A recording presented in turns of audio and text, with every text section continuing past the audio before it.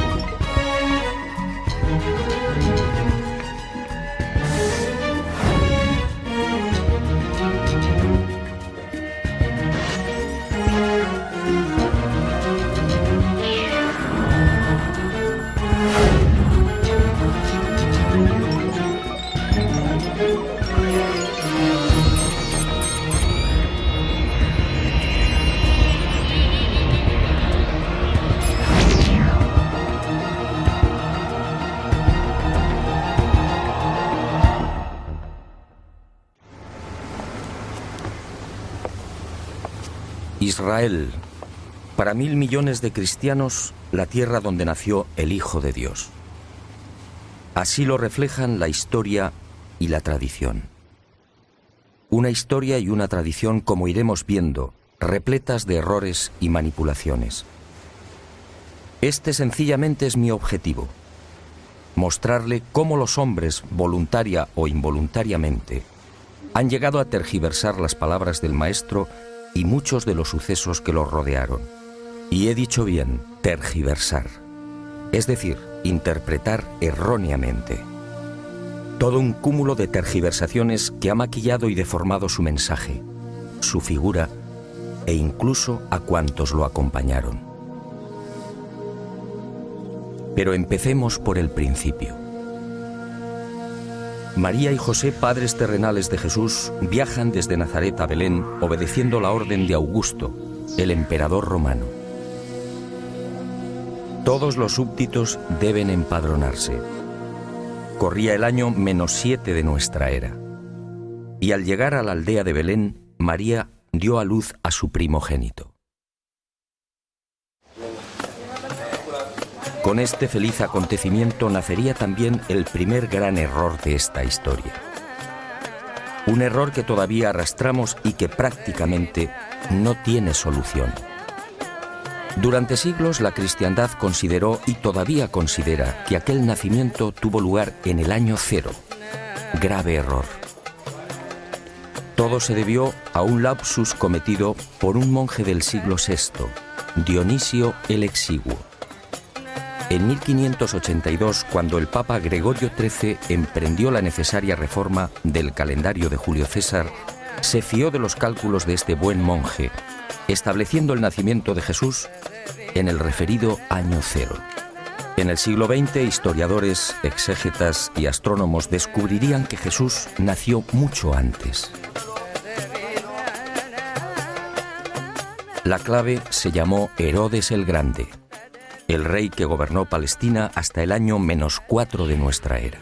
Al fijar la fecha de la muerte de Herodes el 13 de marzo de dicho año -4, los especialistas comprobaron con espanto cómo el calendario actualmente en vigor se se hallaba total y lamentablemente equivocado.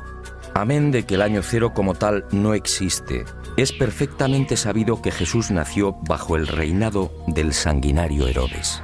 Y es igualmente conocido que dicho rey ordenó la matanza de los niños varones menores de 2 años de edad de Belén y su comarca.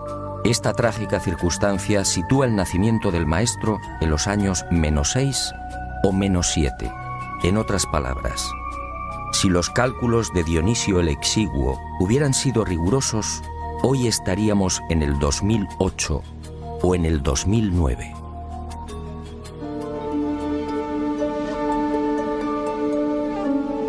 Segundo gran error, aunque la palabra correcta sería manipulación.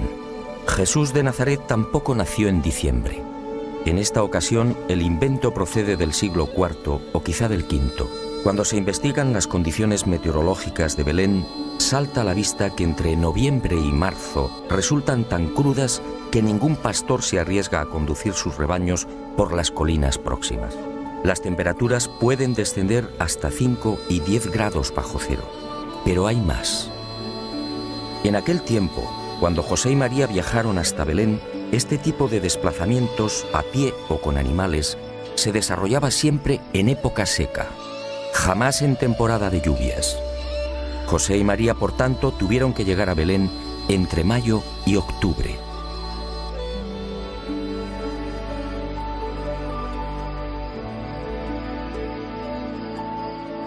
¿Qué fue entonces lo que sucedió? ¿Por qué la cristiandad celebra la Navidad el 25 de diciembre? Muchos siglos antes del nacimiento del Hijo del Hombre, los pueblos mesopotámicos, egipcio y finalmente el Imperio Romano tenían la costumbre de celebrar una fiesta llamada Diualia. Arrancaba el 21 de diciembre, conmemorando el alargamiento de los días o la victoria del sol. A partir de esa fecha, en efecto, el sol vence y las jornadas diurnas se alargan progresivamente. Y aunque no existen datos concretos al respecto, los historiadores apuntan a Constantino como el emperador que admitió el cambio, sustituyendo la fiesta pagana del sol invicto por la del nacimiento de Jesús, el verdadero vencedor de las tinieblas. Y a pesar de la dura oposición de la Iglesia Oriental, que se negó a admitir la fecha, la manipulación fue aceptada. Hoy muy pocos saben que este cambio obedeció a una maniobra política destinada a eclipsar una celebración pagana. Otra aberración del régimen de Constantino, el primer gobernante que aceptó el cristianismo como religión oficial.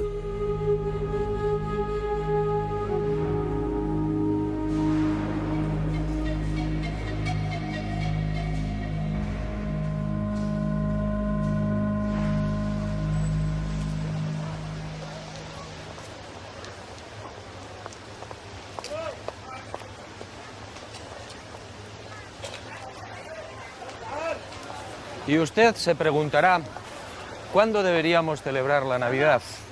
Hace años recibí una información privilegiada en la que se revela que Jesús de Nazaret nació a las 12 del mediodía de un 21 de agosto. Esa, al parecer, sería la fecha exacta. Un aniversario que, obviamente, celebramos muy pocos.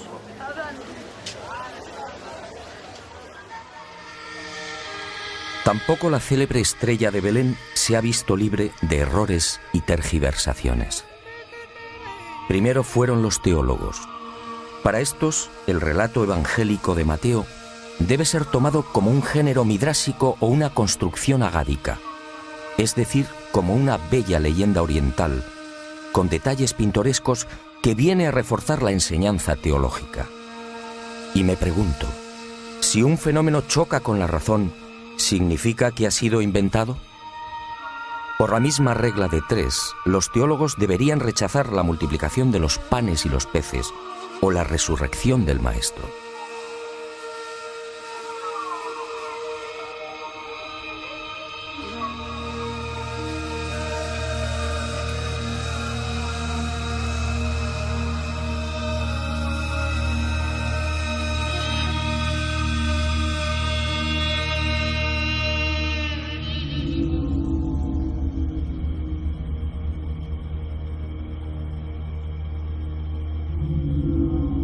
Después, a la miopía de los teólogos se sumó la de los astrónomos. Durante un tiempo, basándose en las ideas de Orígenes, la estrella que condujo a los magos fue explicada con la hipótesis de un cometa. Y en 1603, Kepler aportó otra teoría astronómica que sigue en vigor.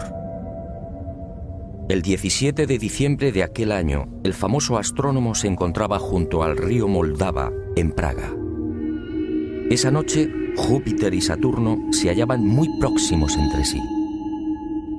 Kepler estudió la conjunción de ambos planetas y, basándose en el relato del rabino Abarbanel, dedujo que aquella era la señal que guió a los magos hasta Belén. Kepler tenía razón a medias. Los actuales cálculos astronómicos han demostrado que en el año -7, en efecto, se registró una triple conjunción o aproximación de Júpiter y Saturno. La primera el 29 de mayo, y fue visible durante 2 horas. La segunda el 3 de octubre y también en la constelación de los Peces. La última el 4 de diciembre. Pero Kepler, como digo, acertó a medias. Jesús efectivamente nació en el año -7 de nuestra era, pero en época seca, es decir, en verano.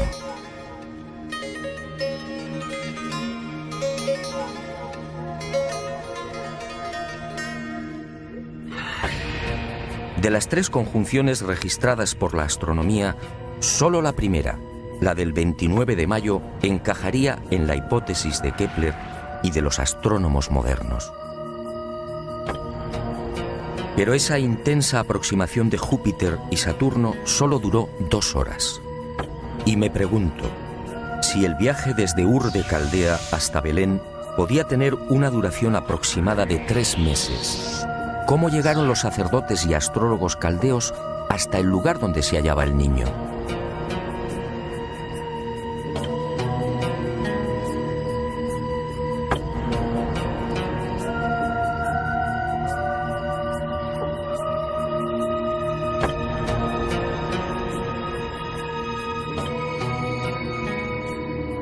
Las explicaciones que defienden los astrónomos, meteorito, cometa o conjunción planetaria, no resisten un análisis científico. En los 2 primeros supuestos, al ingresar en la atmósfera, cometa o meteorito se habrían desintegrado.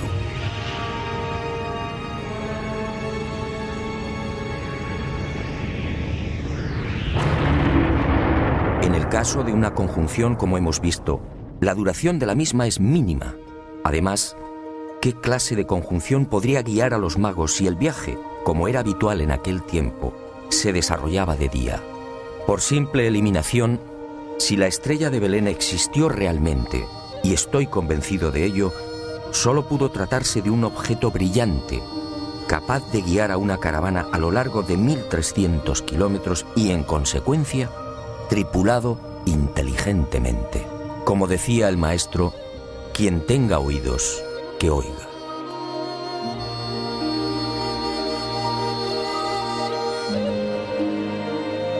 La teología moderna tampoco se siente cómoda con la matanza de los inocentes. Y de un plumazo la ha relegado a otra leyenda tan propia, dicen, de los orientales. ¿Es que Herodes, el grande responsable de los asesinatos de los bebés, no era capaz de una crueldad semejante? Echemos un vistazo al historial delictivo del odiado edomita, como lo llamaban los judíos. En el año 39 a.C. asedia Jerusalén y acuchilla a miles de hebreos.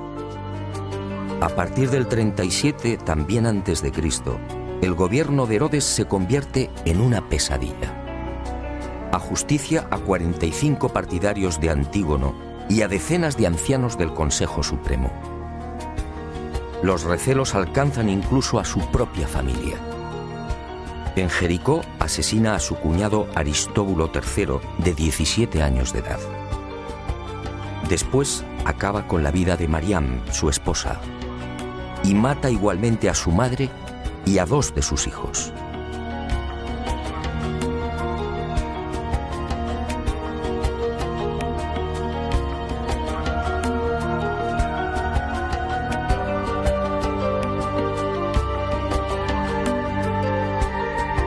Herodes, por supuesto, era capaz de un infanticidio y de mucho más.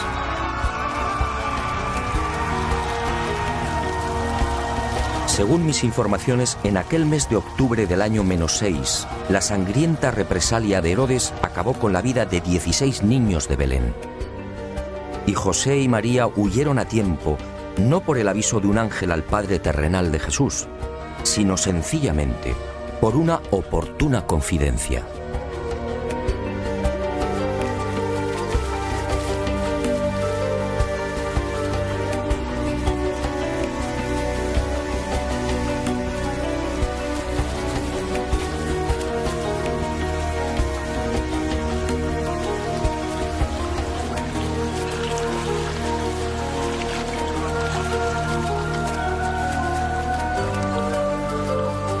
Los escritores sagrados apenas hacen mención de la estancia de José y María en la ciudad egipcia de Alejandría. Aquí vivieron durante 2 años.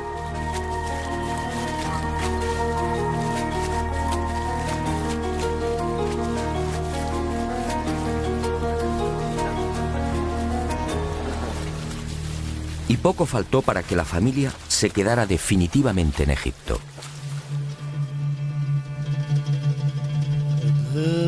Pero en el año -4 deciden regresar a Belén y surge un nuevo conflicto ignorado por los evangelistas. ¿O fue ocultado deliberadamente? A lo largo de toda su vida, María equivocó la misión de su hijo. Para aquella mujer, Jesús no era otra cosa que el Mesías libertador, un líder político que debería liberar a su pueblo de la opresión romana. Y fuertemente influenciada por esta creencia, la madre del Galileo trató de fijar su residencia en Belén. De esta forma, al hallarse tan cerca de Jerusalén, las posibilidades del hijo en esa supuesta carrera política serían más sólidas y prometedoras que en la oscura y perdida aldea de Nazaret. José se opone y finalmente triunfa el sentido común. El sucesor de Herodes el Grande, el no menos sanguinario Arquelao, no inspira confianza a José y ese mismo año -4 se instala definitivamente en Nazaret. Jesús contaba 3 años de edad.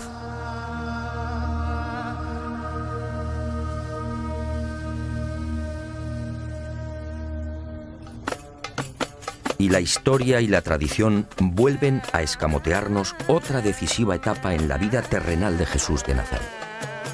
La Iglesia define ese periodo como los años ocultos. ¿Años ocultos o sencillamente la negligencia o falta de interés de los evangelistas? Según mis informaciones, en los 24 años en los que Jesús vivió en Nazaret, jamás estuvo oculto. Aquí vio crecer a sus hermanos, 8 en total: Santiago, Miriam, José, Simón, Marta, Judas, Amós y Ruth. Aquí aprendió varios oficios. Aquí, a los 14 años tras la muerte de José, se convertiría en el cabeza de familia. Aquí rechazaría la invitación para enrolarse en las guerrillas zelotas contra Roma. Aquí, sobre todo, nacerían sus primeras grandes dudas. ¿Quién era realmente? ¿Cuál era su destino? Solo Lucas hace una leve alusión a esos años supuestamente ocultos y secretos. Pero la tradición se encargaría de deformarla. Y hoy, al rememorar el pasaje, los cristianos hablan del niño perdido y hallado en el templo. Jesús jamás estuvo perdido. Durante esos 3 días se alojó en Betania, en la casa de su amigo Lázaro. Jesús tenía casi 13 años y sabía desenvolverse a la perfección por las calles de la ciudad santa.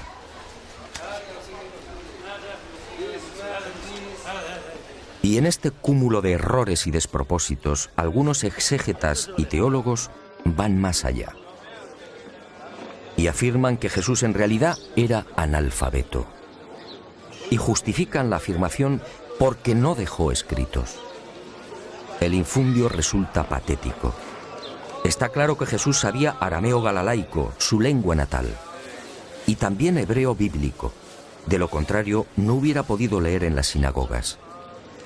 En aquel tiempo, además, la enseñanza era obligatoria para los varones a partir de los 5 años. Y se aprendía a leer justamente con las Sagradas Escrituras. Pero el maestro dominaba igualmente la koiné, el griego internacional utilizado por viajeros y comerciantes. Esa probablemente fue la lengua en la que conversó con Poncio Pilato. El que no dejara escritos de su puño y letra, al igual que tampoco dejó descendencia ni resto alguno de su cadáver, obedece a otra singular circunstancia. Una opción personal de Jesús que nos llevaría muy lejos y que quizá algún día me decida a contar.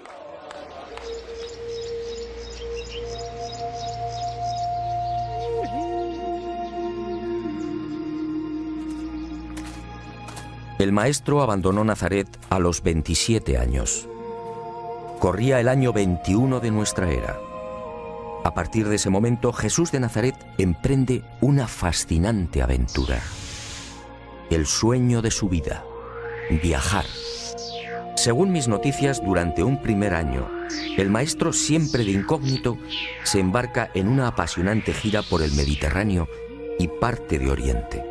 Tras visitar Jope y Cesarea, se dirige por mar hacia la ciudad egipcia de Alejandría. Aquí permanece un tiempo. Visita la célebre biblioteca y contempla las pirámides de Giza. He aquí otra imagen desconocida del Hijo del Hombre. Jesús al pie de las imponentes construcciones faraónicas. De Alejandría navega hacia Creta y de allí a Cirene y Cartago. Jesús se mezcla con los hombres, los observa, aprende de ellos y de Cartago pone rumbo a Malta. Después Siracusa en Sicilia, Mesana y por mar alcanza las costas de la actual Italia. Visita Capua y por la vía Apia entra en Roma.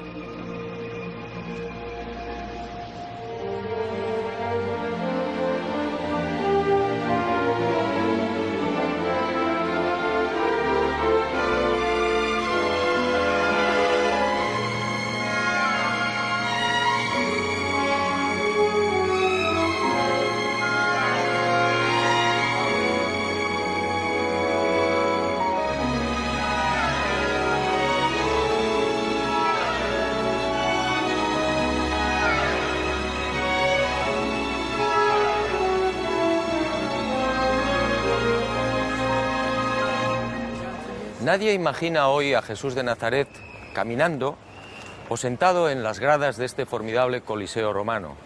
Sin embargo, así fue. Durante su estancia en la Roma del emperador Tiberio, el maestro disfrutó también de los juegos y de la belleza de la capital del imperio. Aquí escuchó a los más insignes filósofos de la época y siempre de incógnito adelantó parte de su mensaje. Un mensaje que causó sensación entre los romanos, pero nadie supo quién era aquel brillante orador. Años más tarde, cuando Pedro y Pablo arribaron a Roma, quedaron sorprendidos. Un nutrido grupo de romanos sabía ya del gran mensaje de igualdad que había predicado el maestro, pero la historia y la tradición jamás lo contaron.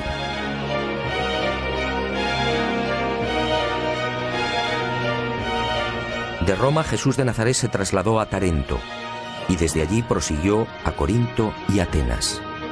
En la capital de la ciencia y el arte, el maestro siguió escuchando y observando e hizo una advertencia clave. La ciencia nunca podrá demostrar la existencia del alma. El intenso periplo continuó hacia Éfeso, Rodas y Chipre. Y la aventura del maestro por el Mediterráneo, el gran foco cultural y económico de aquel tiempo, cambió de rumbo. De Chipre navegó a la ciudad siria de Antioquía y desde aquí por tierra se adentró en el oriente.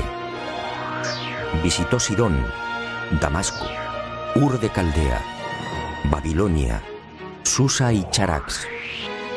Finalmente regresaría a Nazaret.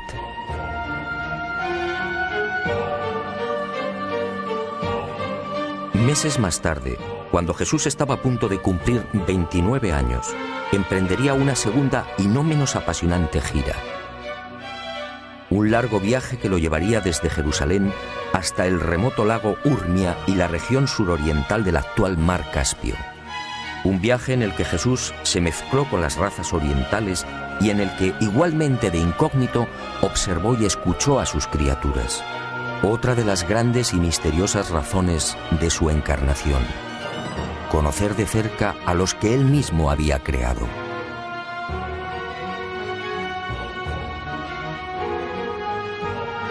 Y llegó el momento culminante en la vida terrenal del Hijo del Hombre. Verano del año 25 de nuestra era. Jesús sabe que su hora está próxima y se retira en solitario a la falda del Hermón, la montaña sagrada. Y aquí, en la soledad de los bosques, Jesús de Nazaret recupera algo que era suyo: la divinidad. En un proceso incomprensible para la mente humana, el Maestro hace suya la naturaleza divina, y a partir de ese instante se transforma en un hombre Dios. Sus viejas dudas e incertidumbres desaparecen. Ahora definitivamente sabe quién es.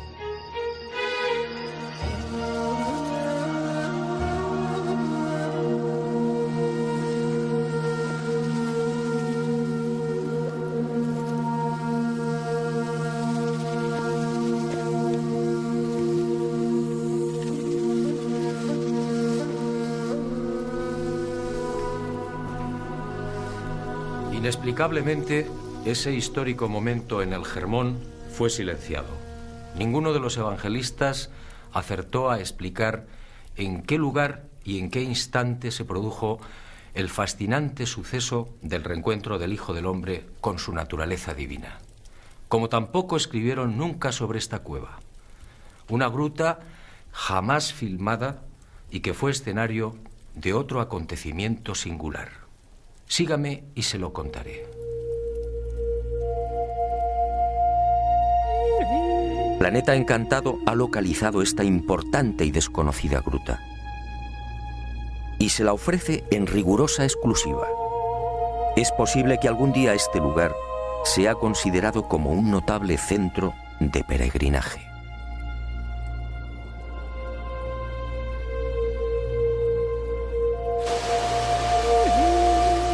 Ocurrió el 14 de enero del año 26. El hombre Dios caminó hasta el río Jordán en las cercanías de la ciudad de Pela, al norte de la actual Jordania.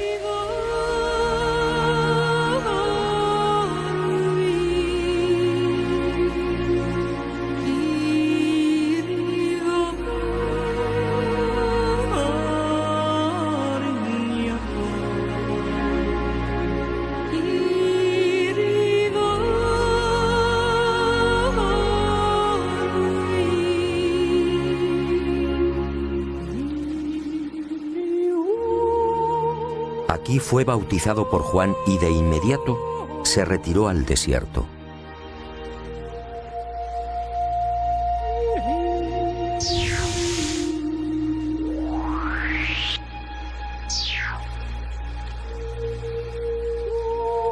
Y durante 40 días, dicen los evangelistas, ayunó y permaneció en soledad. Y cuentan que fue tentado por el diablo. Nuevo error. Mejor dicho, nuevos errores.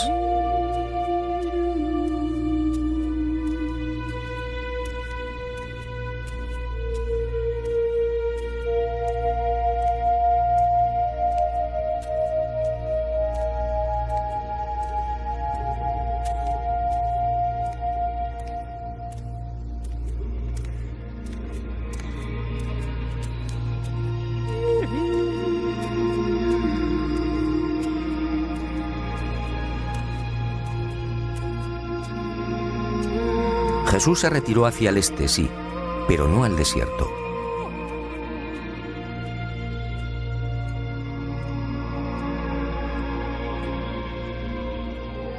En aquel tiempo, el lugar elegido por el Maestro era una sucesión de suaves colinas a 4 kilómetros escasos de Pela y repletas de olivos y huertos. Y tampoco ayunó. Esos 40 días transcurrieron en las cercanías de una aldea, Bet-Idz, hoy desaparecida. El maestro convivió con sencillos beduinos. Desde la cueva que le sirvió de refugio, se alejaba cada día hasta la soledad de los olivares.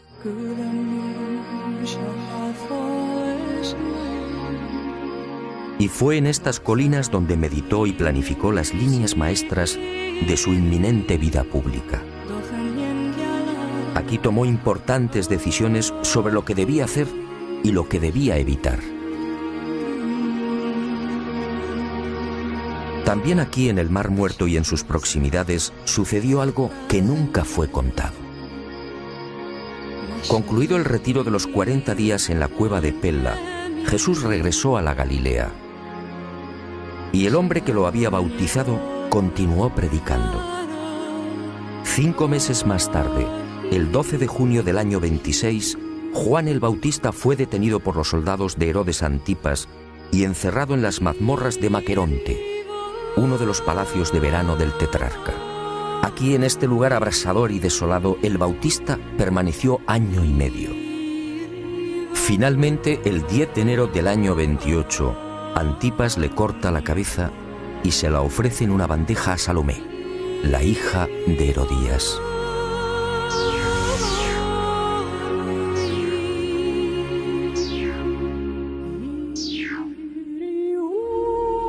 Hasta aquí la historia conocida.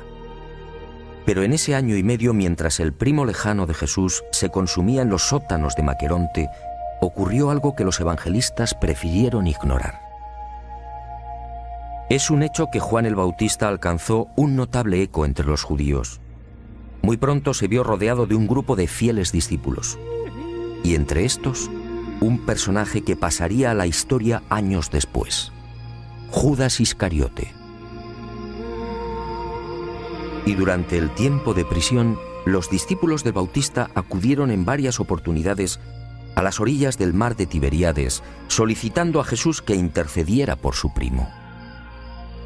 Uno de esos hombres fue Judas, pero el maestro no movió un dedo en favor del Bautista.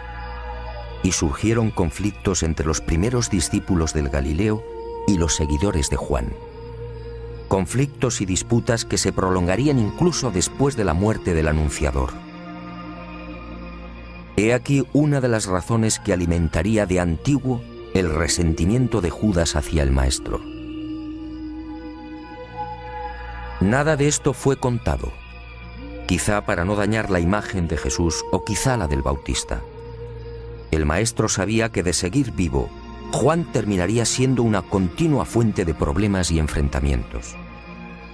En consecuencia, aunque parezca cruel, el Hijo del Hombre dejó que el destino siguiera su curso. He dudado a la hora de incluir este pasaje, pero esa misteriosa fuerza que siempre me acompaña me exige ser valiente. Y vuelvo a insistir, no es mi deseo lastimar a nadie, pero si sus principios religiosos se encuentran definitivamente cristalizados, por favor, cambie de canal. Lo que va a escuchar no le gustará.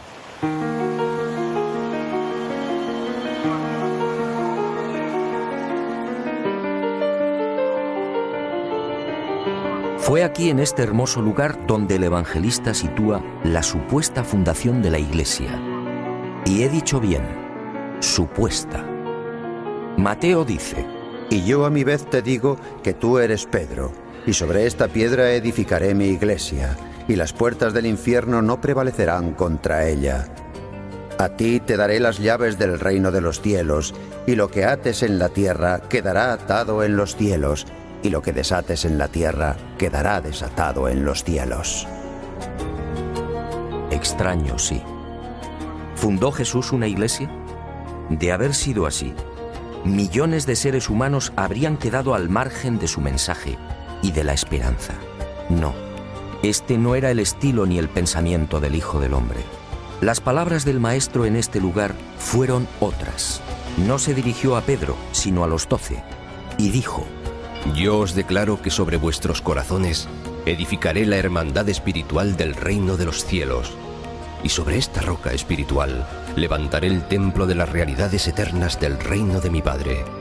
ninguna fuerza prevalecerá contra esta fraternidad espiritual. Después de la resurrección de Jesús de Nazaret, Pedro sería elegido líder indiscutible de la naciente organización. Y alguien, al redactar los evangelios, reafirmó el liderazgo falseando el pensamiento y las palabras del Maestro. Y nació la Iglesia Católica, un invento humano.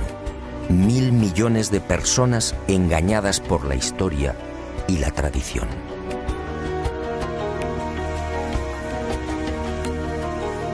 Y las manipulaciones prosiguieron sin el menor rubor, algunas incluso atentando contra la transparente personalidad del Hijo del Hombre. ¿Quién en su sano juicio puede imaginar a Jesús de Nazaret levantando un látigo contra los cambistas del atrio de los gentiles en el templo de Jerusalén? Solo un necio o alguien que no hubiera conocido al Maestro podría dibujar una escena semejante. Aquel lunes 3 de abril del año 30, el Galileo se hallaba en el templo, sí, pero los hechos fueron muy diferentes. Jesús predicaba a la multitud y fue interrumpido en varias oportunidades por las discusiones y peleas entre cambistas y clientes.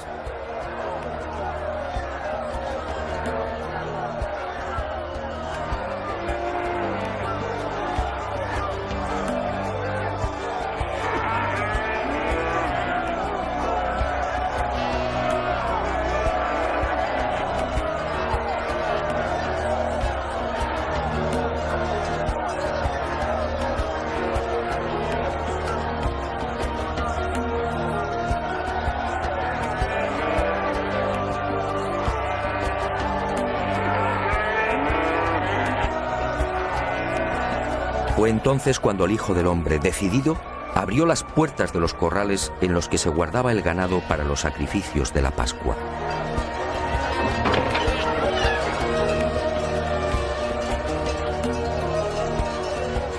Y fueron bueyes, ovejas y carneros los que, azuzados por Jesús, derribaron las mesas provocando el caos. Un desastre, por cierto, aplaudido por buena parte del pueblo judío, que no veía con buenos ojos aquel injurioso comercio en la casa de Dios.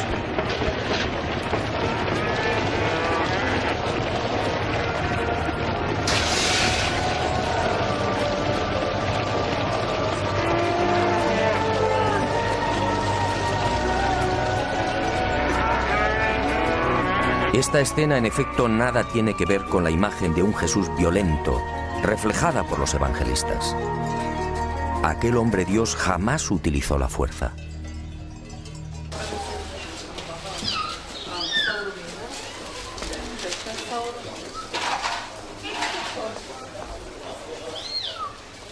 Los errores y tergiversaciones de la historia y de la tradición salpicaron también la pasión y muerte del Nazareno. Escenas como estas son habituales en las calles de la vieja Jerusalén.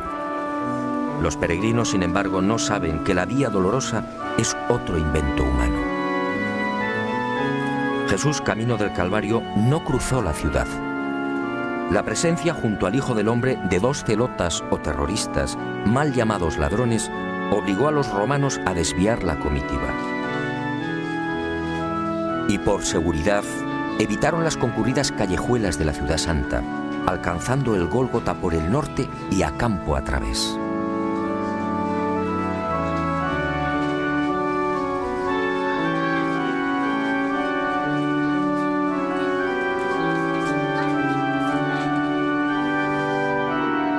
¿Y qué decir del Gólgota, actualmente venerado en la Basílica del Santo Sepulcro? Cualquier especialista medianamente informado sabe que este lugar no fue el de la crucifixión. La tradición, una vez más, no fue rigurosa. El nuevo invento arranca en el año 328. Santa Elena, madre del emperador Constantino, encuentra 3 cruces en este paraje. Y la mujer deduce que se trata del Calvario. Después, toda una pléyade de sabios y padres de la Iglesia bendice el dudoso hallazgo de Santa Elena.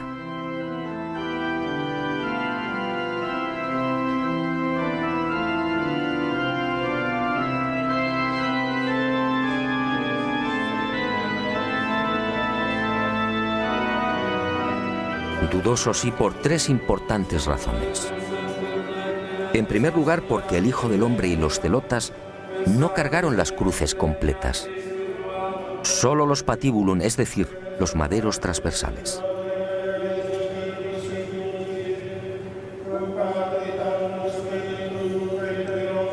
Santa Elena no lo sabía. No podía saberlo porque este detalle fue confirmado por los científicos en el siglo XX. En segundo lugar, porque en aquel año 30, fecha de la muerte del Maestro, el Gólgota se hallaba fuera de las murallas de la Ciudad Santa y al norte. Si observamos un mapa de aquel tiempo, es fácil comprobar que la actual ubicación del Calvario resulta totalmente artificial.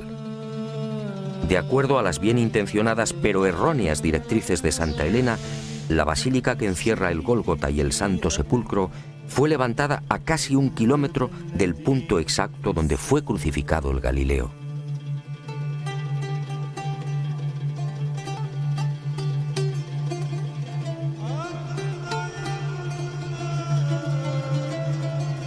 Por último, el artificio de Santa Elena se vino definitivamente abajo cuando los arqueólogos judíos descubrieron los llamados túneles de los Asmoneos. En estas excavaciones aparecieron el pavimento de la Jerusalén que pisó el Hijo del Hombre y parte de los muros del segundo templo. Un enlosado construido por Herodes el Grande y situado entre 18 y 20 metros por debajo del nivel actual. En otras palabras, Santa Elena, los padres de la Iglesia y la tradición habían olvidado que Jerusalén fue destruida y vuelta a levantar al menos 20 veces. Esta circunstancia sitúa la actual Basílica del Santo Sepulcro a 20 metros de altura sobre lo que fue el suelo original en el año 30. Todo un despropósito.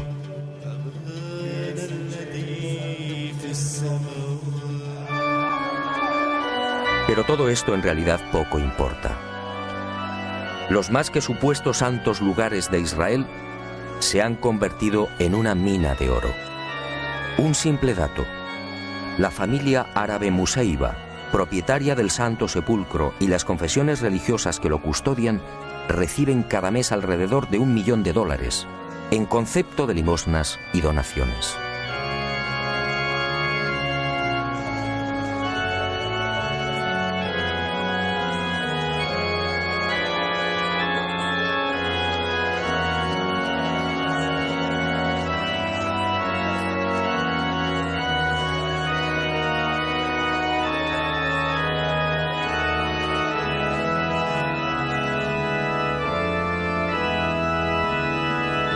A esta vergonzosa e interminable sucesión de errores y manipulaciones hay que sumar por último los lamentables silencios de los evangelistas respecto al Jesús resucitado. Los creyentes, una vez más, resultarían estafados. Los textos supuestamente sagrados apenas relatan 4 apariciones del Maestro después de su muerte e ignoran el resto. En total, 19 presencias, ¿a cuál más importante? Y la silencian sencillamente porque las palabras del resucitado no encajaban ni resultaban cómodas en la filosofía y en el rumbo de la primitiva y naciente Iglesia. Veamos 2 ejemplos muy ilustrativos.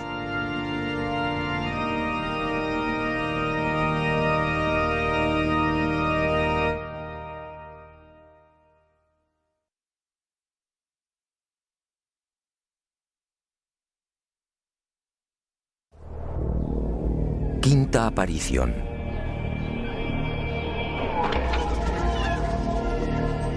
El Maestro se presenta ante María Magdalena y otras 24 mujeres.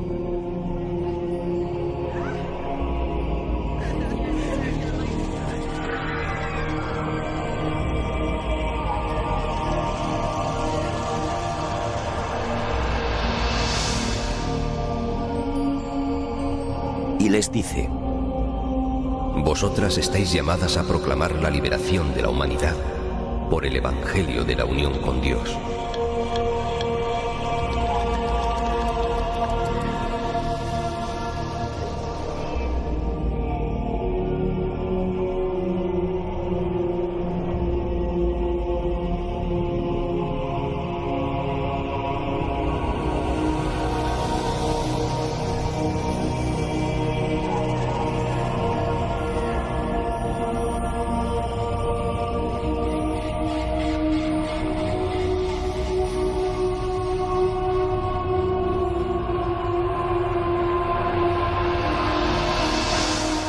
¿Mujeres proclamando la buena nueva? ¿Mujeres al mismo nivel que los hombres?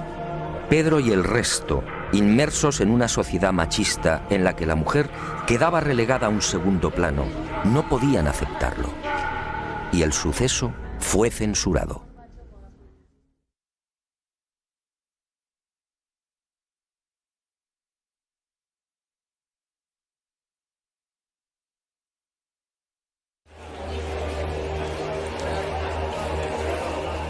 Aparición número 12. Testigos 80 griegos y judíos.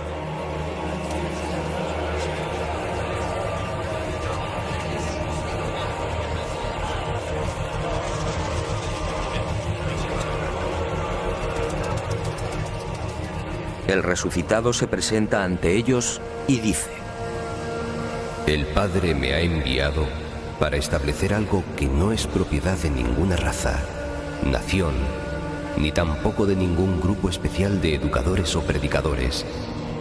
El Evangelio del Reino pertenece a judíos y gentiles, a ricos y pobres, a hombres libres y esclavos, a mujeres y varones, e incluso a los niños. Prestad atención, este Evangelio no debe ser confiado exclusivamente a los sacerdotes.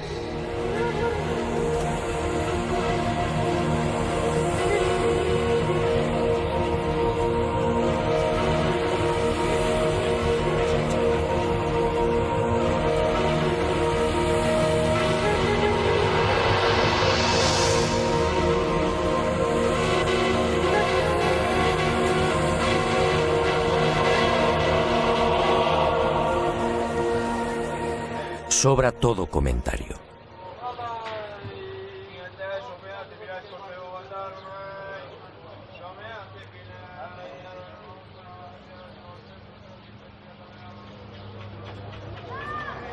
La historia, la tradición y las religiones han sepultado el mensaje original de Jesús de Nazaret. Un mensaje tan sencillo como revolucionario y esperanzador. Un mensaje que dice: todos somos hijos del buen Dios. Un Dios que no castiga, que no lleva las cuentas y que nos ha regalado la inmortalidad. Y el mensaje concluye: hijos del buen Dios y por tanto, físicamente hermanos.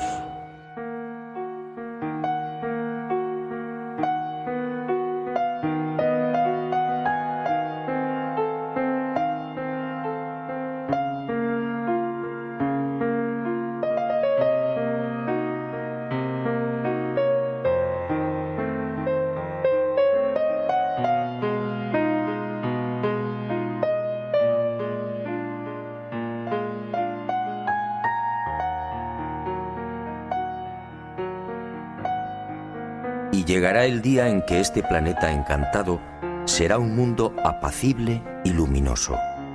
Un mundo sin templos, dogmas ni divisiones. Un mundo con una sola religión, la del espíritu.